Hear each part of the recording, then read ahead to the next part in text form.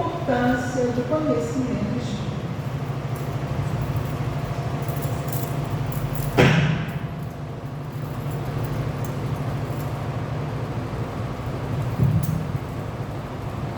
Que a paz de Jesus nos envolva e o olhar misericordioso de Maria aqueça nossas almas para que nós possamos abraçar e nos sentir abraçados pelos amigos espirituais que permanentemente nos apoiam na nossa caminhada. Muitas das vezes, o nosso ceticismo, por não conseguirmos visualizar o plano espiritual que nos assiste, nos coloca numa dúvida, e muitas das vezes uma dúvida muito dolorosa, principalmente quando passamos momentos um tantinho complicado na nossa jornada, seja no aspecto emocional, material, espiritual. Nós temos uma fragilidade de entendimento muito grande. Tão logo as coisas fujam ao nosso controle, que desejamos tê-lo em todos os aspectos, bate aquela angústia que nos esquecemos do Evangelho de Jesus. O Mestre nos alerta, cada dia baixa o céu mal. Vede os pássaros do céu, não semeiam nem colhem, no entanto, Pai os alimenta. Então, quando nós observamos as palavras de Jesus no Evangelho, sentimos uma necessidade enorme de compreender. Ouvir, aprender é diferente de compreender. Compreender é quando eu trago para dentro do meu íntimo, quando eu sinto que é possível realizar os ensinamentos de Jesus nas coisas mais comezinhas do dia a dia. Muitas das vezes nós acordamos de manhã e esquecemos de dar graças a Deus por estar despertando no corpo físico e mais uma oportunidade. Mas tão logo a gente abra a janela ou a porta de casa, e aí vem aquele calorão danado, né? Um sol para cada um. Tem até uma música, né, muito conhecida, que diz: quando o segundo sol chegar. Eu espero não estar aqui na matéria, porque com um só já está essa confusão danada, imagina com dois sóis, né? Mas nós esquecemos de imediato, logo após o despertar, de analisar a beleza que Deus nos proporciona numa manhã ensolarada. Ah, mas o sol castiga. Os nossos irmãos que moram no hemisfério norte do planeta, que lá é inverno, eles também falam que o frio castiga, não é? Aquele que vive da terra e ele anseia que o sol venha aquecer os brotos para que possam germinar, eles agradecem a Deus a bênção do céu, do sol. Então nós temos realmente uma dificuldade muito grande de fazer como Paulo de Tarso nos orienta na segunda carta aos Coríntios, em tudo dai graça. E olha, quando Paulo fala que é em tudo dai graça, foi o momento de maior dificuldade de Paulo na sua segunda viagem. Paulo de Tarso, ele não entrava em nenhuma cidade, ou melhor, ele não saía de nenhuma cidade pelos braços calorosos da população. Só saía aos bofetões, às pedradas, preso, escorraçado. E quando ele fala que em tudo dá graça, mesmo no momento de maior dificuldade que ele enfrentou, em vários momentos da sua jornada, ele está se referindo que todos os momentos são momentos de agradecer a Deus a oportunidade da aprendizagem. E nós, muitas das vezes, achamos que Deus existe para satisfazer os nossos caprichos, os nossos desejos. Certa vez um amigo me falou que a maior dificuldade nossa de entender a lei de Deus, que na lei de Deus não tem jeitinho para ser. Não dá para arrumar um jeito de ser beneficiado, mesmo que prejudique alguém. Na lei de Deus, ela é equânime. A lei de Deus, ela é infinitamente justa e boa, mas misericordiosa. Então, quando nós despertamos para um novo dia, por que ao invés de reclamar que está calor, a gente não agradece a oportunidade de estar no plano material? Certa vez uma irmã estava passando por muita dificuldade e ela falou assim: eu não vejo a hora de eu desencarnar, porque eu já sofri muito nessa vida, eu quero desencarnar. Aí eu falei assim, mas olha, aquela história que morreu e descansou é mentira. Não existe não. Para espírito necessitado que nem a gente, o trabalho triplica. Sabe? Porque uma oportunidade, uma pessoa falou assim, está muito calor, né? Ele que eu não sinto calor nem frio, e nem cansaço. Então tiver que trabalhar até amanhã de manhã, nós vamos trabalhar até amanhã de manhã. Achei maravilhosa essa ideia, né? Mesmo com desespero no rosto, mas por quê? Porque quando nós retornamos ao plano espiritual, nos deparamos, sabe com quem é?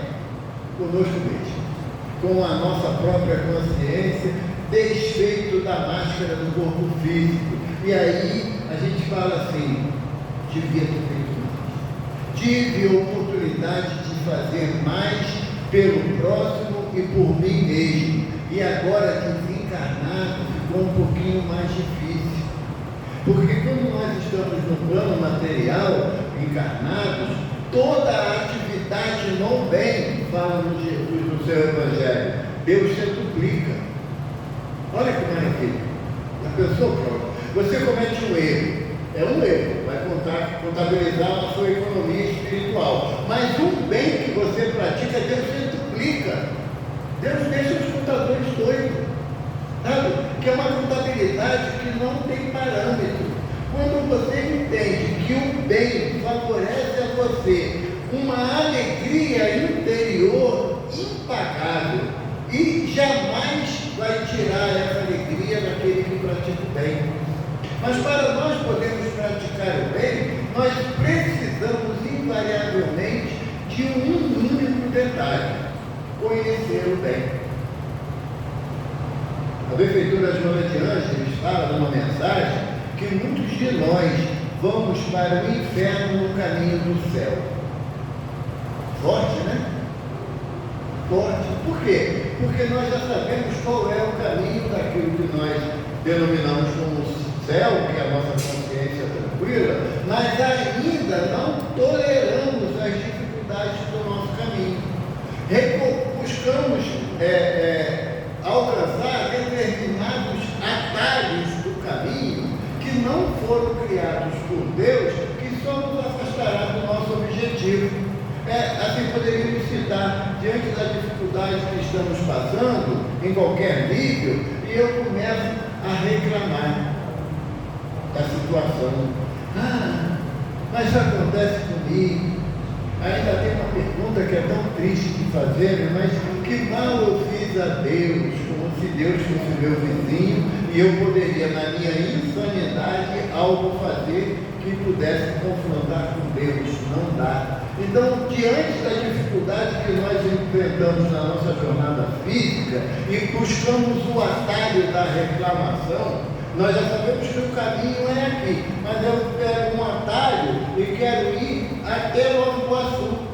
Aí quando chegar lá em Nova Iguaçu, Adão, eu vejo que eu estou errado. Dá para pular de lá para cá? Não. Eu tenho que retornar todo o caminho para chegar naquela bifurcação que eu criei e seguir o caminho reto que eu poderia ter escolhido desde a primeira hora. Mas como nós vamos saber qual é o caminho reto? Como vamos identificar o caminho que nós devemos seguir? Através da necessidade do conhecimento da doutrina espírita. Quando nós, é muito importante nós frisarmos que quando falamos conhecimento da doutrina espírita, não é conhecimento dos espíritas. Essa é a maior furada, né? Conhecimento dos espíritas é a maior furada. Agora, conhecimento da doutrina dos espíritos, que são a temática que o Sr. Allan Kardec codificou para todos nós, com um objetivo claro de identificarmos as melhores possibilidades de ação no bem. Porque nós reencarnamos na presente existência para praticar o bem. Mas, Evaldo, praticar o bem é muito difícil. Raul Teixeira fala que praticar o bem dá um trabalho danado. Porque você tem que vencer a você mesmo. Você está dentro de casa, quem tem condições com ar-condicionado tem que desligar o ar-condicionado, vir aqui para a União e enfrentaram o calor do centro espírita. Mas nós não analisamos os benefícios que o refrigério da casa espírita oferece para nós, almas imortais, para nós, espíritos imortais. Então, para que eu possa vir à casa espírita e começar a tomar tempo do que está sendo falado, do que está sendo trazido, eu tenho que estudar.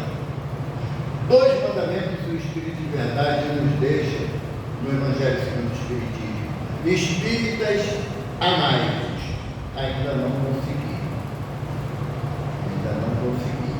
Porque eu quero amar quem me ama. Eu não quero amar quem não me ama. Eu quero amar aquele que me dá um retorno de um sorriso, de um abraço, de um carinho. Eu não quero amar aquele que diz desaforo na minha cara, que fala verdades que eu não quero ouvir. Esse aí eu não tenho condições de amar. Mas a orientação é amai-vos.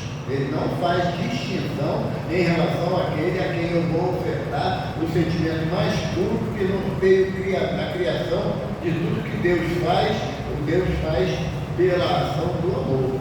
Então o amai-vos é indistinto. E o segundo mandamento, instruí-vos. Por quê? O amor sem instrução, ele vira uma imposição. Porque nós ainda temos dificuldade de entender a palavra amor. A forma mais simples para mim de entender o amor é baseada no texto em grego, que amor, na visão, no entendimento do grego, ele tem 3 aspectos do amor. Ele tem o aspecto do amor filo, que é o amor de sentimento, de amizade, dos enamorados, dos irmãos, é o amor filo. Tem o amor eros, que é aquele amor mais sensual que nós buscamos no nosso parceiro, na nossa parceira, para que possamos trilhar o caminho de mãos dadas com alguém. E tem o amor ágape, que é o amor numa expressão suprema que ainda não é um amor vigente no planeta Terra. Jesus é a representação do amor ágape. E realmente, quando você vai analisar as palavras do evangelista, chega a duvidar da possibilidade de alguém me amar da forma que o mestre ama. Se eu virasse para Melo e Adão e falasse assim, ali na esquina, na outra esquina, tem uma boca de fumo. E tem um monte de pessoas lá. Vamos lá conversar com eles? Aí, lógico, né? Ela fala, oi? Vou nada. Adão falou assim, eu tenho coisa para fazer, mas é do lado de lá. Aonde nós achamos que Jesus iria? Na boca de fumo. A proporção de entendimento é quando Jesus falava com um publicano, um coletor de impostos, assim, Mateus, desce daí que hoje eu vou cear na tua casa. A mesma proporção. Jesus foi tido como um insano, que ia em busca do antro da maldade, que era a casa do publicano. Quando ele entra na casa de um sacerdote para jantar, ele senta-se, que naquela época eu não sentava-se em cadeira, era sentado no chão, a mesa era ao nível do chão, e ali realizava, ali não tinha garfo, nem faca, nem colher não, sabe? Era com a mão que se alimentava, e era a prática comum. Aí o sacerdote olhou para Jesus e pensou assim, que homem estranho, não lavou as mãos antes da refeição? Nesse ato contínuo chega uma mulher, Maria Madalena, e aos prantos, as lágrimas caíam nos pés de Jesus. E ela secou os pés de Jesus com os seus cabelos. Pegou um frasco de alabastro e com uma quantidade razoável de mirra, que é um perfume de muita qualidade, muito caro, e derramou aquele frasco de alabastro na cabeça de Jesus. E aí o sacerdote novamente pensou, fosse ele um profeta, sabia que ela era uma mulher de má vida e que não deixaria jamais tocar o seu corpo, porque ela é uma impura. Aí Jesus vira para o sacerdote, porque Jesus conhece o coração da gente, né? Jesus conhece até aquele pensamento não formulado, não falado, E Jesus fala assim: entrei na tua casa, você não me ofereceu água para lavar os pés nem as mãos. E essa mulher os lavou com as suas lágrimas. Tu também me ofereceste uma toalha para secar as mãos, mas ela secou os meus pés com o seu cabelo. Não me perfumaste, como diz a tradição. Porque quando chegava alguém muito importante na tua casa, você oferecia uma vasilha com água aromatizada, a pessoa lavar o rosto, sabe? Se refrescar. E Jesus falou, e ela gastou o que tinha para me ungir, me preparando para o meu batismo. Olha só, a gente acha que o batismo de Jesus foi lá no Rio Jordão, né? O João Batista foi não. Ali foi João Batista ungiu Jesus como rei, porque só um profeta podia ungir o rei. E Jesus é o rei dos reis, então João Batista ungiu. Mas o batismo do mestre foi a cruz. Foi a cruz. Porque ele fala na última ceia: eis que é chegado o momento do meu batismo e anseio que ele chegue logo. É pela cruz. Foi pela dor. É esse o batismo de Jesus. Quem quiser ser batizado, é só avisar, a gente dá um jeitinho, né? Taca prego na mão daí de vocês e fica tudo jóia. Essa é a visão do batismo. Mas como a gente pode saber disso se a gente não estudar? Não é?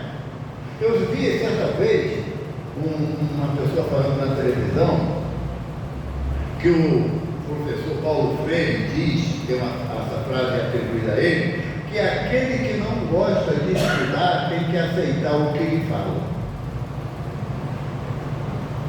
Então, eu posso falar que é a maior mentira se eu for convincente, senão vocês não lerem, não estudarem a doutrina, vão tomar isso como verdade e vão levar isso para a vida de vocês e vão errar mais ainda, porque não observaram se aquilo que eu estou falando tem fundo de verdade à luz do Evangelho, à luz da codificação kardeciana.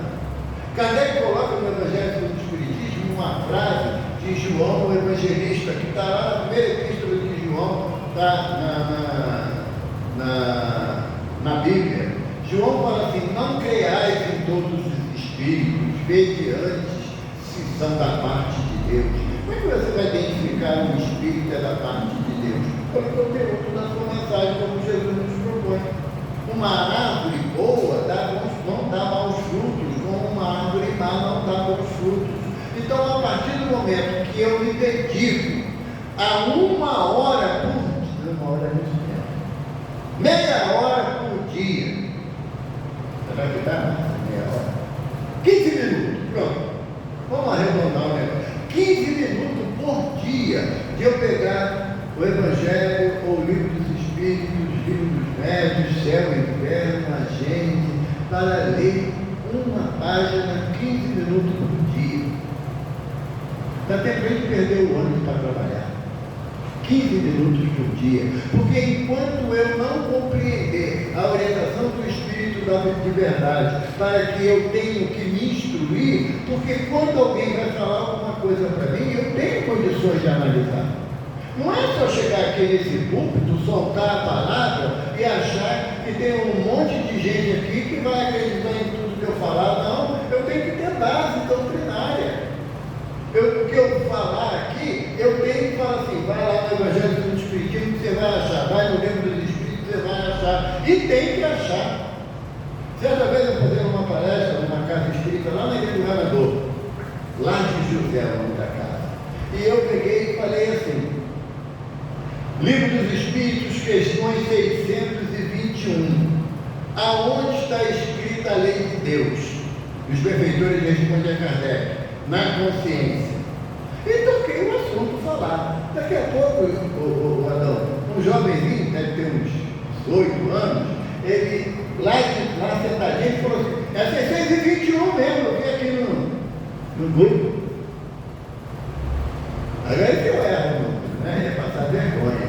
Então, o fato de nós termos que nos instruir acerca daquilo que a doutrina nos propõe é um benefício pessoal, não é para a gente querer desmascarar ninguém e ser dono da verdade em detrimento do no outro não. É uma satisfação pessoal. É quando você pega uma das obras da codificação, você lê e fala assim, poxa, o Evaldo falou isso, e é isso que está escrito aqui. Ou então o Evaldo falou aquilo e não está escrito aqui. Ele falou diferente do que está aqui, mas é a análise.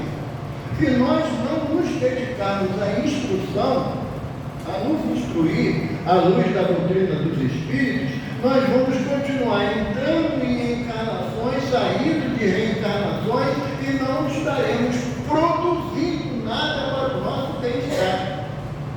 Todos nós gostamos dos livros de Emmanuel, não é?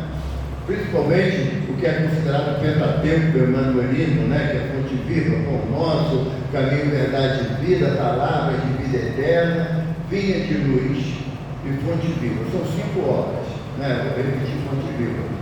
Chico Xavier uma vez chegou perto de Emmanuel e, assim, falou ao pessoal, a gente pensa assim, né? O Chico batia papo com os espíritos, né? Tete a tete, maravilha, né? Não queria ver a vida dele, não. Ele batia papo com os espíritos, mas passava cada perrengue danado, né? Mas aí Chico chega para Emmanuel e diz, senhor Emmanuel, como é que o senhor consegue, de uma palavra do Evangelho, fazer um texto? Que a gente encontra isso nas obras, né? Nesses 5 livros. Uma frase, às vezes, Emmanuel faz 5 textos, sabe? Sobre aquela única frase. Como é que o senhor consegue? O senhor estuda muito na espiritualidade. Sabe qual foi a resposta, Cláudia, de Emmanuel? Aproveitei o meu tempo. Sabe? Aí a gente fala uma obra, né, ditada por Emmanuel, Pensamento e Vida. Livro fino, mas de profundo conhecimento acerca de tudo da vida física. Um outro livro, Consolador. Chico reuniu 5 pessoas, entre eles Herculano Pires e que ele fez Sabedoria do Evangelho. Não lembro.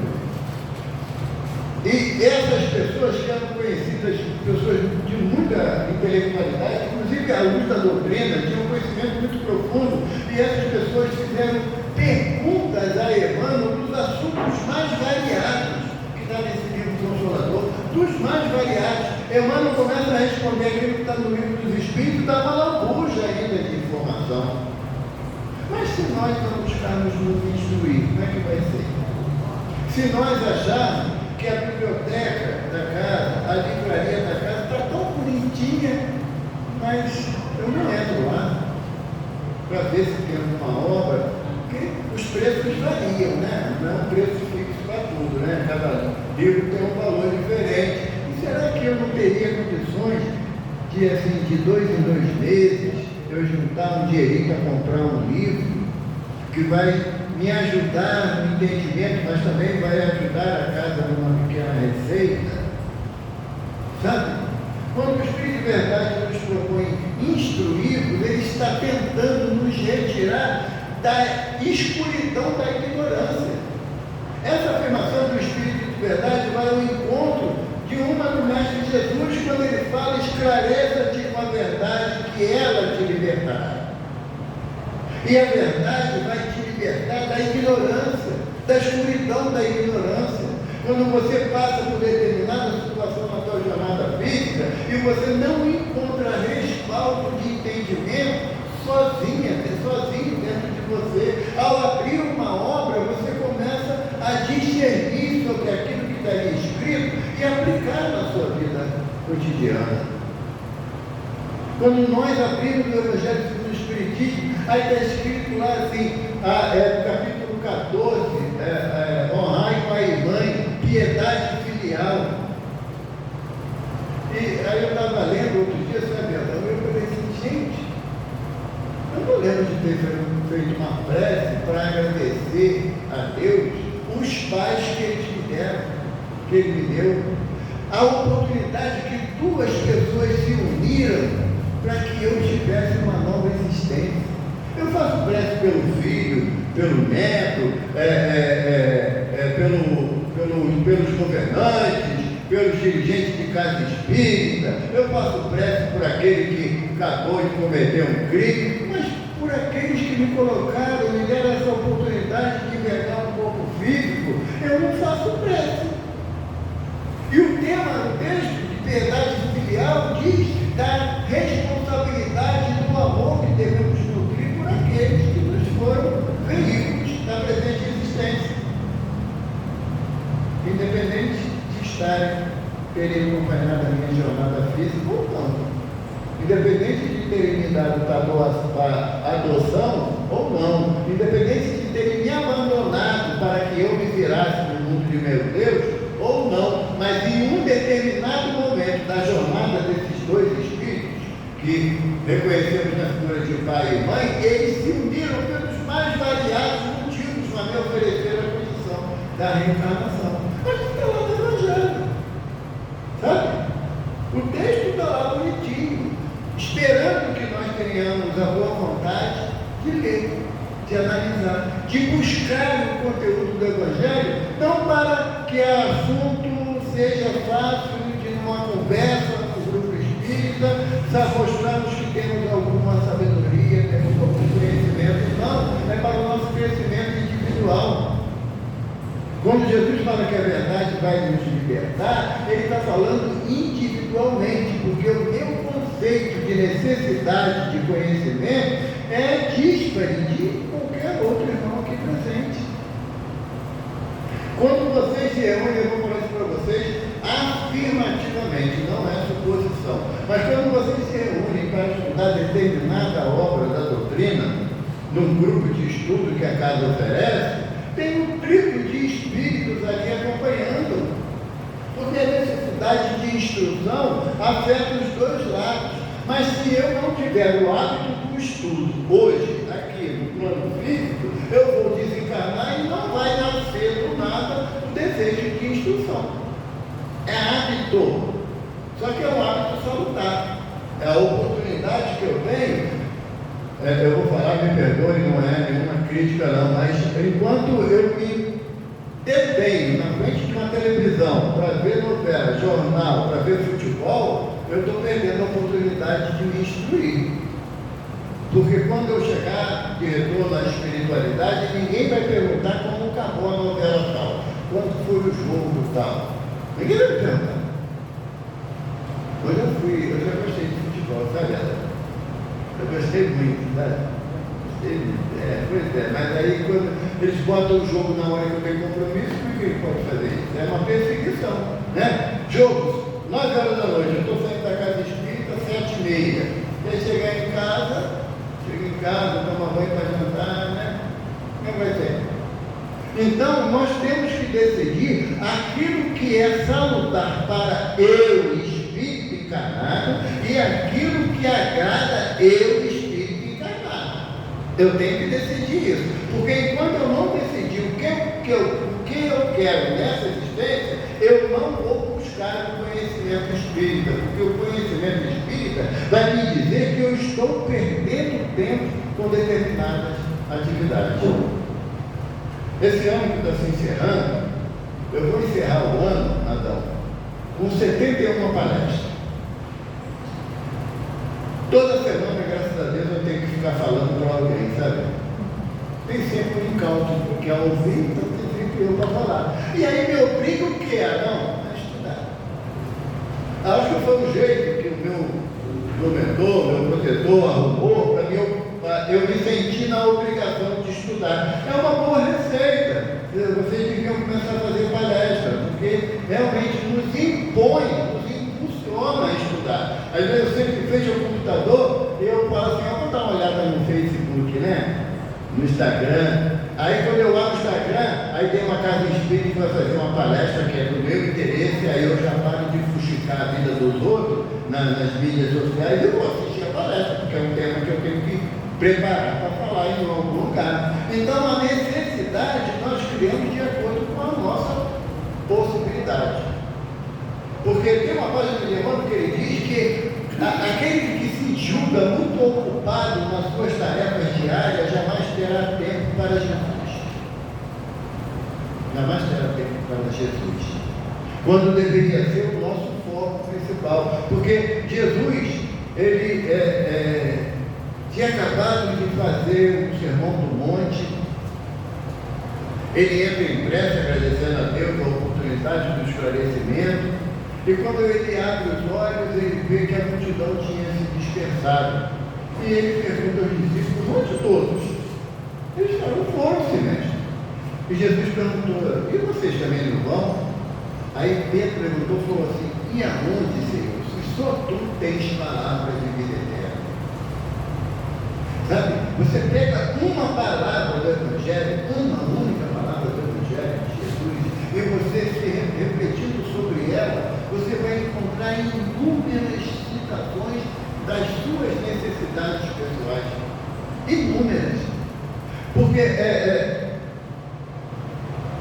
estava na biografia do Chico, que na década de 60, Emmanuel chegou para Chico e falou assim: Chico, eu vou me ausentar na orientação da tua tarefa por 15 dias, porque eu fui convidado a fazer um curso em esferas elevadas da Terra, e eu vou estar ausente por 15 dias.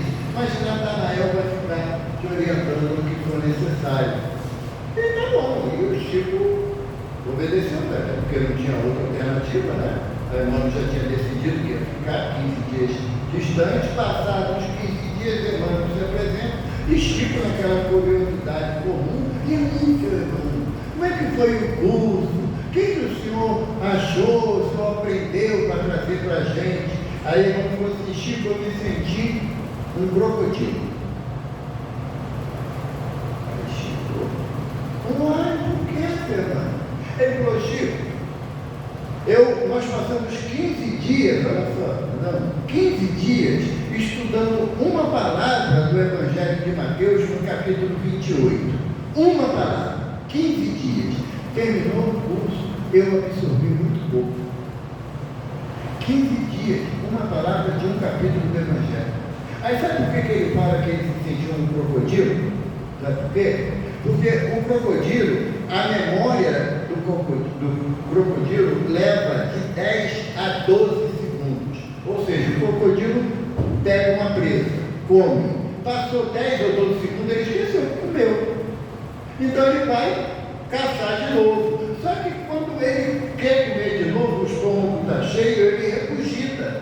Aí ele regurgita onde? Num cantinho lá do lago, para depois ele ir lá buscar aquilo para comer. Ele volta? Não, porque ele esqueceu o que ele deixou lá. Então, por isso que ela não fala que ele se sentiu um crocodilo. Por quê? Porque ele arquivou as informações por um curto espaço de tempo. Aí Chico, naquela forma bastante extrovertida que ele sempre e gosta de dizer, ele falou assim: seu irmão não se sente um crocodilo? Eu sou uma lagartixa. Só sirvo para comer mosca, mais nada. Mas a oportunidade de nós nos instruirmos, não tem ditado popular que fala que a água mole em pedra dura, tanto bate até que fura. Então, se a gente insistir no estudo da doutrina, na absorção do conhecimento que o senhor Allan Kardec coloca para a gente nas obras da codificação, nós vamos ir absorvendo gradativamente.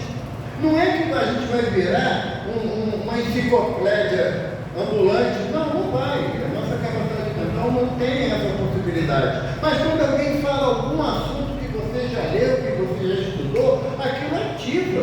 Puxa, eu já ouvi isso mesmo. Pode até não lembrar qual o livro ou qual a palestra, mas lhe parece familiar o assunto. Mas para que isso aconteça é necessário que estudemos.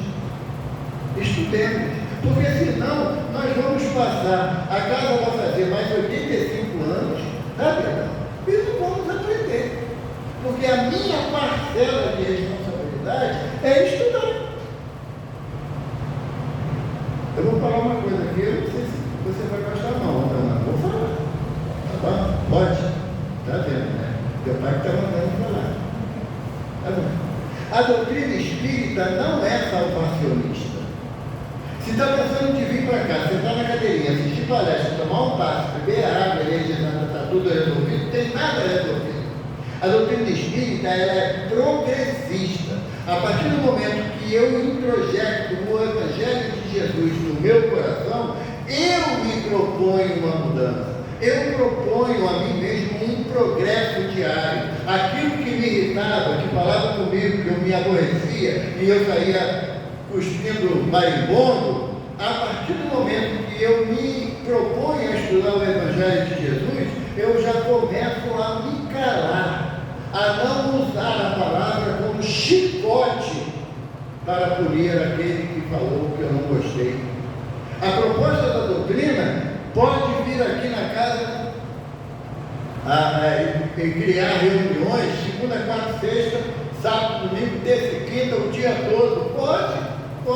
E pode vir a todas as reuniões, mas se não houver o propósito sincero da mudança íntima, nada vai ter valor. Nada vai ter valor. Porque qual foi o critério que o senhor Allan Kardec propôs para reconhecer o verdadeiro espírito? O verdadeiro espírito é aquele que promove a sua transformação moral. Tem até um livro de Hermance Dufour, Transformação Moral Sem Sofrimento.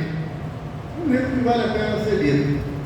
Propor a transformação moral. O que é transformação moral? É que fazer aquilo que Paulo de Tarso nos propõe.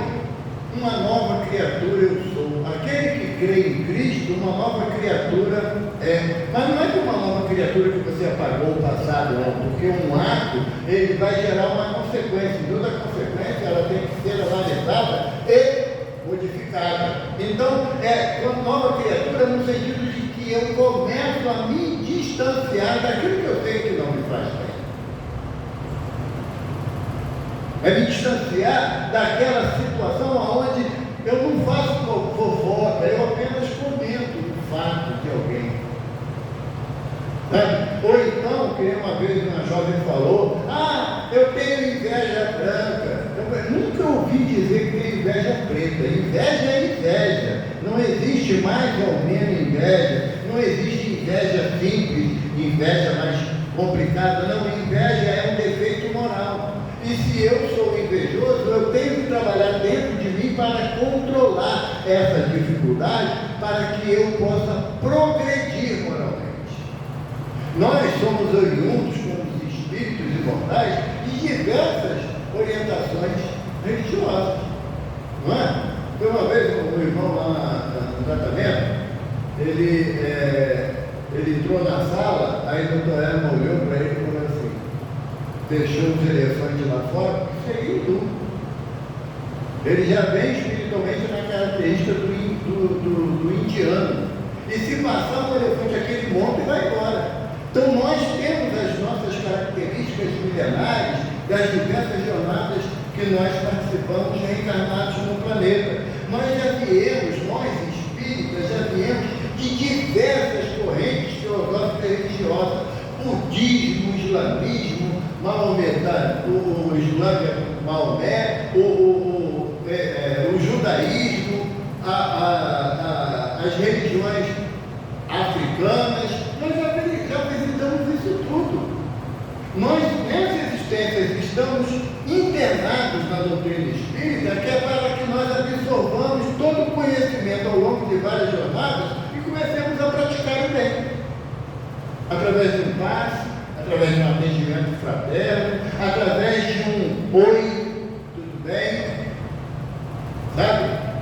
Pegar o celular, abrir o WhatsApp e levar daquele amigo que você não fala com ele há 2 anos, você tem o zap dele ainda, e mandar um oi pro cara. Ou quando você recebe um oi de alguém que você nem lembrava mais que era amigo. A proposta do Sr. Allan Kardec de transformação moral é de modificar os hábitos recorrentes. Temos aqui atrás os irmãos do ar. Qual é a proposta deles lá? Modificar hábitos. Mas eles pelo menos sabem que tem essa necessidade. E nós? Será que eu já identifiquei em mim as minhas mazelas morais que eu preciso trabalhar nessa existência para modificar, para eu retornar ao plano espiritual e não me sentir envergonhado pela oportunidade que eu tive nessa existência e muito pouco aproveitando dela? A proposta do Sr. Allan Kardec de transformação moral é muito mais do que uma frase do Evangelho segundo o Espiritismo. Mas não para aí. Ele diz que promover a transformação moral local e pelo esforço que emprega para domar as más inclinações. Aí a gente adora a síndrome da Gabriela, mas se assim, vou morrer assim, vou voltar para o mural assim. Porque se a gente não quer modificar, a gente vai ter que ir, voltar para onde veio. Ou vocês acham que vieram de nosso lar, do Ministério da União Divina? Acha? Eu, no meu caso, minhas câmeras de retificação eu passei. No mural mesmo jogaram na carne para ver se eu aprendo e faço alguma coisa de útil para mim mesmo. Então, tomar as más inclinações é aquilo que eu sei que está errado. Eu sei que está errado, não precisa ninguém me apontar, e eu ainda insisto em repetir. Falei hoje, à tarde, lá no estudo, lá no CSX, que a Casa Espírita é um laboratório. Aqui eu testo as minhas possibilidades de aprendizado, para eu aplicar onde? Na minha casa, com a minha esposa, com meus filhos, meus netos, meus amigos. Enquanto eu não entender que esse laboratório aqui, as experiências tendem a dar certo pela comunhão espiritual que existe na casa, então se eu pego essa água aqui e falo, penso assim, essa água está energizada com fluidos do bem, e eu vou beber e vou me sentir melhor. Vou, realmente vou, porque a espiritualidade vai potencializar o meu desejo. Agora, se eu pego aqui, pode ficar aqui não. Acho que esqueceram de lavar o copo. Vai adiantar eu querer usar a água como elemento curativo para mim? E se eu faço isso dentro de casa? Sabe? Se eu acho que vai cair a minha mão porque eu vou lavar um copo dentro de casa. Se eu acho que a obrigação de lavar o copo é da minha mulher, das minhas filhas, como se elas não fizessem nada o dia todo, ficassem o dia todo deitado lá na rede, balançando para lá e para cá, e quando chego em casa é que eu vejo as dificuldades que ainda estão resolvidas. Então, é dentro da minha casa que eu vou tirar os experimentos do laboratório da Casa Espírita e colocar em prática lá, e se domar mais inclinações. Tem um texto no Evangelho que o irmão, até aqui, ó, da manhã, está 8 horas da manhã, agora à noite é 20 horas. 20 horas, não, é 8 horas da manhã, né? Você já percebeu que eu gosto de falar, né? Então, não seria dificuldade. Então, quando eu ainda não entendo que aquilo que eu aprendo aqui, eu não vou exercitar aqui, porque aqui tudo é mais fácil. Você está aborrecido com mel. Chega aqui, o mel abre um sorriso para você. Pega a mão, assim, dá um abraço no mel, né? Tu vai lá, rosnando, mas vai. Lá fora. Você está aborrecido comigo. Você passa a ver o meu carro pneu furado. Finge que não viu. Eu vou ajudar esse cara, não vale nada. Sabe? Então, o laboratório da gente é dentro da Casa Espírita, mas a área de atuação é na vida comum. Dentro de casa, no local de trabalho, um outro lugar que é muito bom, sabe, Márcia? De aplicar os conhecimentos aqui dentro, no trânsito. Sabe? No trânsito, de lá para cá, eu vim, olha, eu vim de Jacarepaguá, né? De lá para cá, Cláudia, eu vim com quanta luz na cabeça, sabe? Cantando quanta luz, porque senão eu ia enegrecer o ambiente pelas coisas que o pessoal ia fazendo na minha frente. Mas é onde nós temos que exercitar. Não adianta eu querer ser bonzinho aqui dentro, que eu não vou enganar a espiritualidade. O senhor José do Luiz do Espírito Santo fala assim, lá vem Adão, gente, olha lá, olha naquele dentro. Parece um cordeirinho. Pisa no pé dele, para ver o leão que vai sair lá de dentro. Porque a nossa naturalidade ainda é essa. No Evangelho tem um texto que o irmão fala assim, na minha casa eu mando e sou obedecido. Aí o benfeitor completa assim, e é odiado. Sabe? E aonde que eu tenho que ser amado? É dentro da minha casa, não é na Casa Espírita, não. Porque aqui a espiritualidade já sabe a boa vista que eu sou. Agora, dentro de casa, muitas das vezes, quando alguém escuta o carro chegando, sabe? Estava tão bom. Já chegou. Tem uma amiga lá no centro, que ela falou assim para mim, a gente está lá em obra, né? Terminamos aquela obra lá atrás, já fizemos já as salas, está encerrando já. Não dá para arrumar outra obra, não? Eu falei, não dá, meu filho. Tem dinheiro para isso não, né? A obra é caro, torce muito caro. Não, porque meu marido vem para cá, fica aqui na obra, é uma beleza, você fica o dia todo aqui, chega em casa de noite, aquele terror, mas durante o dia realmente tem paz. E quantas vezes nós somos os autores de tirar a paz de alguém? Quantas vezes? Eu tenho biologicamente 4 filhas, né? E aí as colegas da minha filha, minha casa sempre foi muito frequentada. Aí uma fala, sempre fala até hoje, eu queria tanto que você fosse meu pai. Aí as filhas sempre falam assim, pode levar. Não vai fazer falta nenhuma, pode levar. Sabe? Porque André Luiz fala assim pra gente, trate os parentes, trate a família como você trata as visitas na tua casa. Sabe aquela xícara que não sai lá do armário, nem com reza forte, mas aí vai uma visita na tua casa, tu tira a bichinha, tá cheia de poeira, lava ela bem lavada, porque a visita vai tomar café, naquela xícara, de vez em quando, teu marido, teu filho, tua mulher, teu irmão, tomando um copo de Danone, né? Um copo de requeijão. Eu tomo um copo de requeijão, não tem problema nenhum não. Minha mulher ficou horrorizada, mas eu tomo. Eu adoro copo de requeijão. É difícil de quebrar, né? Então nós temos que ter atividade na nossa vida de forma que nós possamos publicar pelos nossos atos o nosso conhecimento da doutrina, senão não faz sentido. A importância dos ensinos da doutrina espírita, elas se aplicam a partir das minhas atitudes. Paulo de Tarso fala para a gente, deveis ser cartas vivas do Evangelho. O que ele está falando? É você exemplificar nas suas atitudes, em qualquer lugar que você esteja, aquilo que a doutrina te propõe de conhecimento, de entendimento.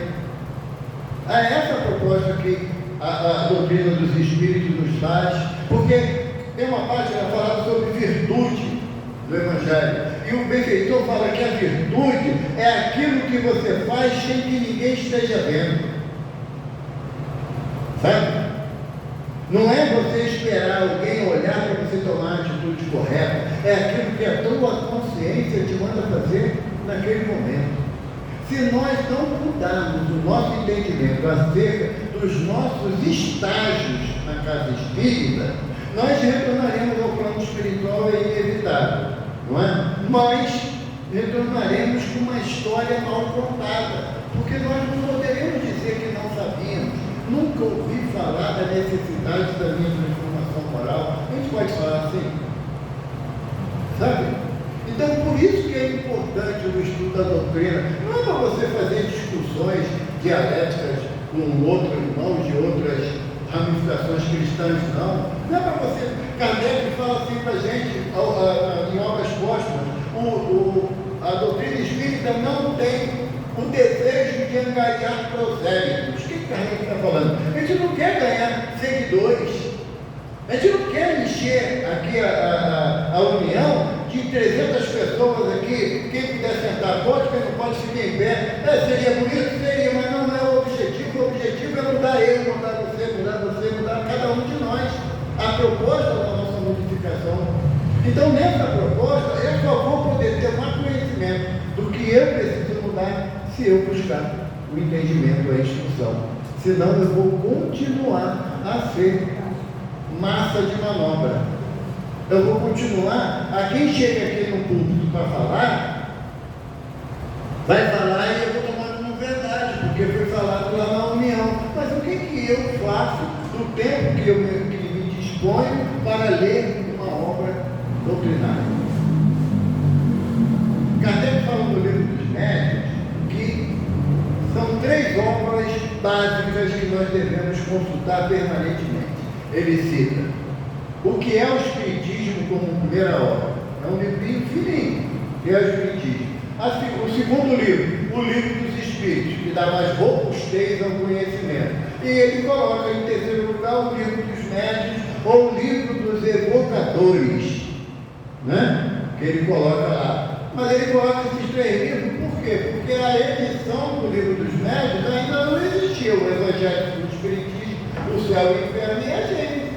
Não havia ainda essas outras 3 obras. Agora, uma vez eu passei, sabe, mas uma vergonha danada na minha casa de origem, que é lá em Rocha Miranda, e eu perguntei assim, Andão, quem já leu o que é o Espiritismo?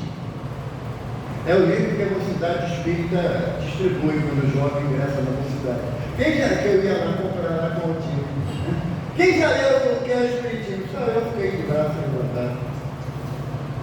Como é que você pode se dizer adepto de uma doutrina que você não conhece o entendimento básico dela? Como a gente pode dizer que nós somos espíritas se alguém me perguntar o que é o Espiritismo? E eu, bem, não sabe o que é? É que lá na casa, aí tem um homem lá que puxa fios, aí fala, aí é o Espírito que está falando. É isso que é o Espiritismo? Não, o Espiritismo é um corpo de doutrina composto por ciência, filosofia e... Não, Kardec fala que a doutrina dos Espíritos não é religião. Ela tem como conceito de moral a moral do Cristo. Porque para ser religião nós temos que ter uma sociedade organizada para esse fim. Os dirigentes tinham que ser sacerdotes, os médicos tinham que ser profetas. E nós não temos nada disso. Nós temos um conceito moral usando como base a moral do Cristo. É o que ele coloca lá no início lá do Evangelho do Espiritismo, que ele iria se apegar ao conceito moral, porque você pode contestar, estamos perto do Natal, se Jesus nasceu em Belém ou não. No dia 25 não foi mesmo. Se foi Maria era virgem ou se não era, se José viu ou não viu, você pode questionar isso para quem você quiser. Mas tem como você questionar que você deve amar a Deus sobre todas as coisas e ao próximo como a ti mesmo? Há como contestar isso? Não. É esse conceito de moral que Kardec adequou ao conceito da doutrina dos Espíritos para dar um sentimento moral, um roteiro moral para a gente. Então o objetivo, gente, é estudar. Porque se a gente não estudar, pouco vamos aprender da necessidade da nossa transformação. Que Jesus nos abençoe.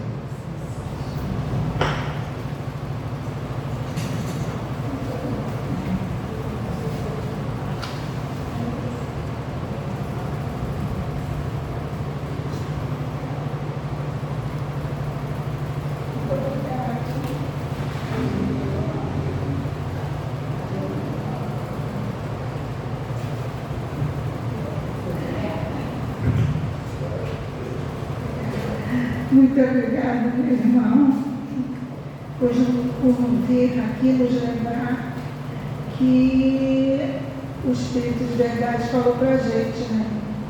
Espíritas, amai-vos, esse é o primeiro mandamento, instruí-vos, o segundo. Então a gente precisa seguir esse caminho, né? Esse caminho que vai nos levar à plena iluminação, que é a conexão com o nosso Criador. Muito obrigada por essas lições. E alguém já disse que a gente aprende com repetição, né? Então, a gente está aqui repetindo, mas está aprendendo, devagarinho, mas aprende. Agora nós vamos para o segundo momento da nossa reunião, que é o momento de paz. Os nossos médicos são convidados para se reunir na sala que fica aqui atrás, e aquele irmão que desejar receber o passe vai ser chamado pela nossa irmã Ângela. E nesse momento, nosso irmão Ivan vai fazer uma leitura do livro Fonte Viva. Jesus amado, nós te suplicamos a tua intercessão neste momento para que aqueles que necessitam, Senhor, da sua luz, possam neste momento receber essas energias salutares que farão bem ao seu corpo físico e também ao seu espírito. Por isso tudo nós agradecemos.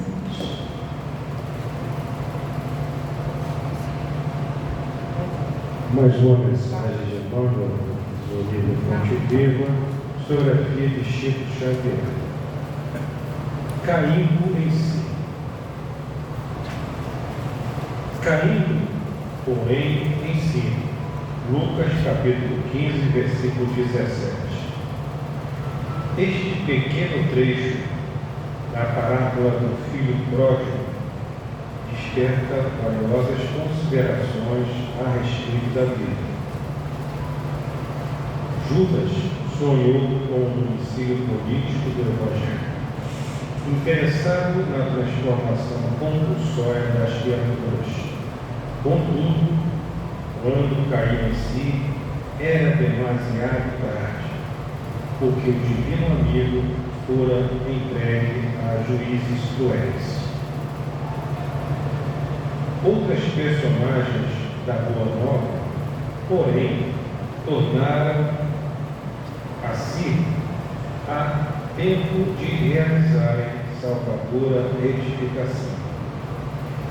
Maria de Magdala pusera a vida íntima nas mãos dos gênios perversos. Todavia, caindo em si, sob a influência do Cristo, observa o tempo perdido e conquista a mais elevada dignidade espiritual, por intermédio humilde e da renunciação. Pedro, intimidado ante as ameaças de perseguição e sofrimento, nega o Mestre Divino. Entretanto, caindo em si, ao se deparar o olhar compassivo de Jesus, chora amargamente e avança, resoluto para a sua reabilitação no apostolado. Paulo confia-se à desvairada paixão contra o cristianismo e persegue, furioso, todas as manifestações do Evangelho nascente. No entanto, caindo em si, perante o chamado sublime do Senhor, beneficia-se dos seus erros e converte-se num dos mais brilhantes colaboradores do mundo cristão. A grande massa de crentes de todos os matizes, nas mais diversas linhas da fé, todavia, reinam entre eles a perturbação e a dúvida, porquanto vivem mergulhados nas interpretações puramente verbalistas da revelação celeste, em gozos fantasiásticos, em mentiras de hora carnal ou imantados à casca da vida a que se prendem desavisados. Para eles, a alegria é o interesse imediatista, satisfeito, e a paz é a sensação passageira do bem-estar do corpo de carne, sem dor alguma, a fim de que possam comer e beber sem impedimento. Cai, contudo, em si mesmo, sob a bênção de Jesus e, transferindo-se, então, da inércia para o trabalho incessante pela tua redenção, observarás, surpreendido, como a vida é diferente.